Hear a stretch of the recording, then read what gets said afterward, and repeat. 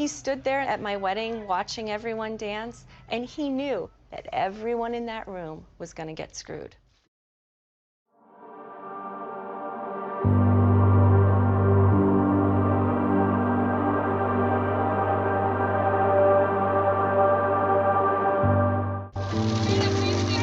It is the same Bernie Madoff that you saw splashed all over the media as the most hated man in America, the mastermind behind the biggest Ponzi scheme in history.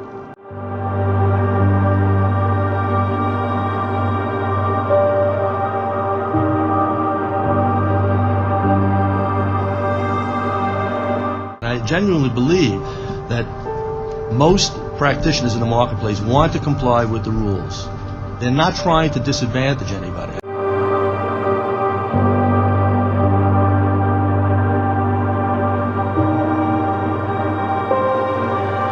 Bernie Madoff was a respected figure in the financial world. He founded his own firm, Bernard L. Madoff Investment Securities, LLC, in the 1960s. His initial success came from market making, a legitimate business where he matched buyers and sellers for trades, earning a commission in the process.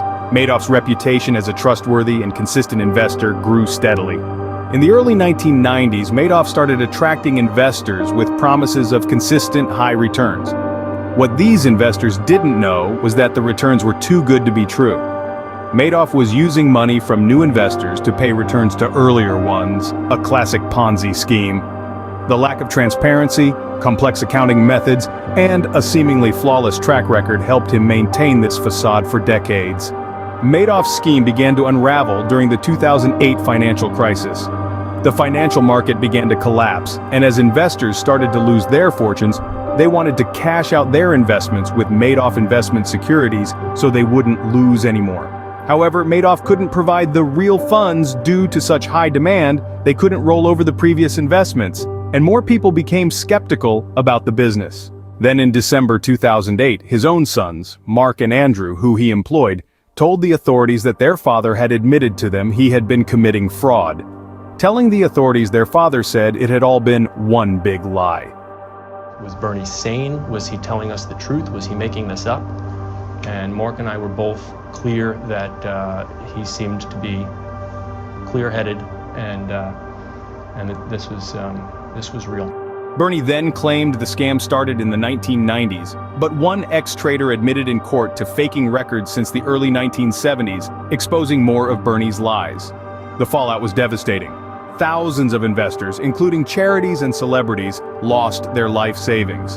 The total losses were estimated at around $65 billion, making it the largest Ponzi scheme in history. I sort of rationalized that what I was doing was okay. You know, it wasn't going to hurt anybody. It was a temporary thing, and because of the success that I've had and the money I made for people, I sort of felt that it would just sort of be a, temporary situation, acceptable. Following the unraveling of his scheme, Bernie Madoff was arrested and charged with multiple felonies.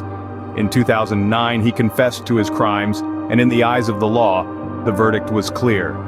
He was sentenced to 150 years in prison, ensuring he would never deceive again.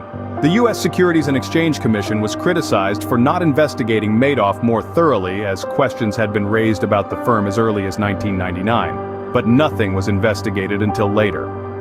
My team and I tried our best to get the SEC to investigate and shut down the Madoff Ponzi scheme, with repeated, incredible warnings to the SEC that started in May 2000, when the Madoff Ponzi scheme was only a $3 to $7 billion fraud. Madoff's assets were worth around $826 million at the time they were frozen. The Madoff Recovery Initiative managed to recover over $14 billion as of December 2020. Of course, since Madoff wasn't engaged in trading, they would have received very little information, and immediately they would have seen that on certain days that Madoff was claiming in customer statements he had $2 billion in options, for example. There are no records of those. Bernie Madoff's actions had severe consequences for his own family. His two sons, Mark and Andrew, who had worked at the firm, were not charged with any crimes but faced a great deal of public scrutiny and distress. Mark Madoff tragically took his own life in 2010, while Andrew passed away in 2014 due to cancer. The Madoff scandal took a tragic twist on Saturday when the oldest son of the disgraced, imprisoned financier was found hanging from a pipe in his fashionable New York City apartment.